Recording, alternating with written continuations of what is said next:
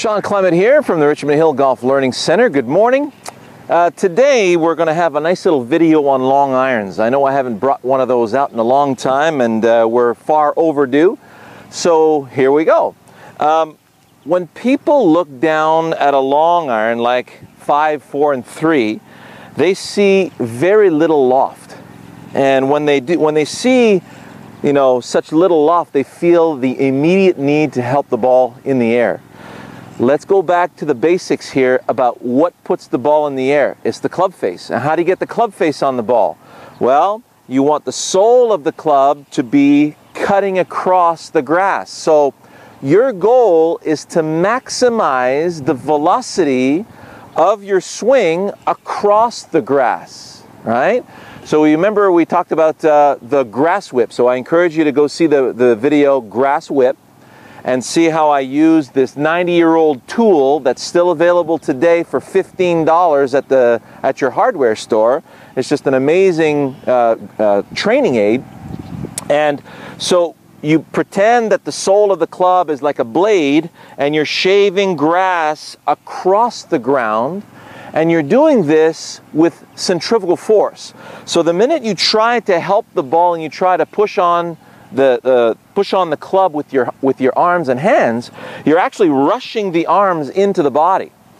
The body is a gravity genius. So a really close cousin to gravity is called centrifugal force. So if I was to twirl this, see how I'm using my right arm to create a circle. The center of that circle is my shoulder socket. So I'm just going to go ahead and twirl this, and I'm creating centrifugal force, and that centrifugal force is tracking this beautiful arc.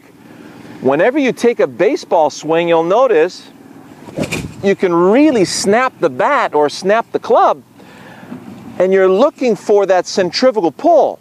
The body stays wonderfully centered for that. You see? You're looking for this pull on the shoulder sockets. We want to feel the same thing here. So we take that circle, and we're going to use that circle to cut the grass. So I feel the grass beneath my blade.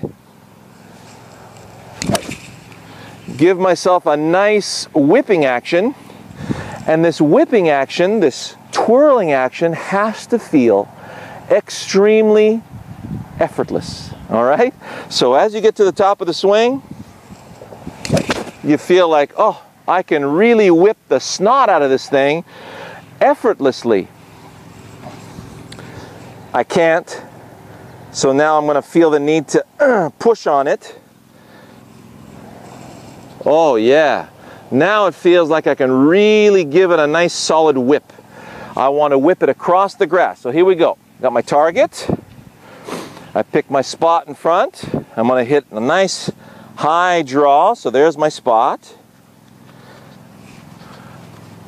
I see the picture. And now I'm looking for the feel to match that picture. I feel the grass beneath my blade, and I'm looking for a nice twirl in the direction of that target over there across the turf. If the sole of the club goes across the turf, then the ball can hit the center of the club face, and the ball's going to go into the air. You're going to get some wonderful height on that ball. So if you look at it from this angle, you'll see what I mean.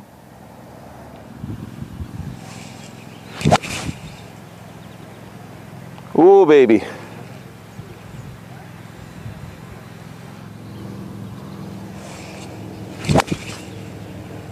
That's the one. Yep, love it. So what you just saw me do, I hit a nice draw over the top of the trees here back onto the green, and a nice fade just a little left of the flag back to the flag. And you'll notice that in my takeaway, you notice that my takeaway was quite low. A good tip that Sam Snead once gave Mo Norman at the Masters when after Mo won the Canadian Open twice, or Canadian Amateur, I'm sorry. He said, hit your long irons like your 4-wood. So Mo took that to heart. And he hit a lot of balls with it, but it really makes a lot of sense because you've got one of the longest shafts in your irons. It carries the widest arc. And for most people who are trying to hit this so hard, they shortchange the arc by not finishing their backswing and by trying to swing it too hard. So you want to feel that the club is going to brush nice and wide going back. So wide brush with the turf, wide brush with the turf. Now if you watch me do my perpetual motion drill, you'll see that the club brushes the grass after the ball, see that right here, and before the ball on the way back. So watch how the release happens.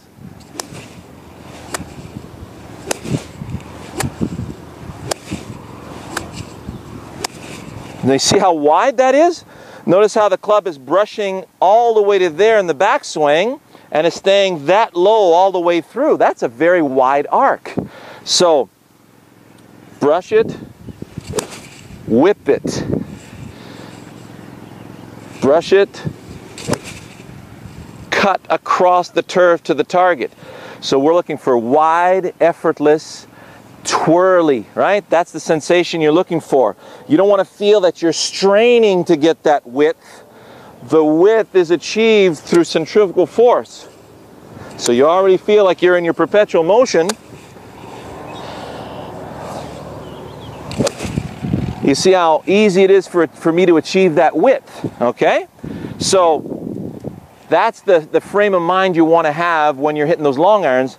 Never try to lift them.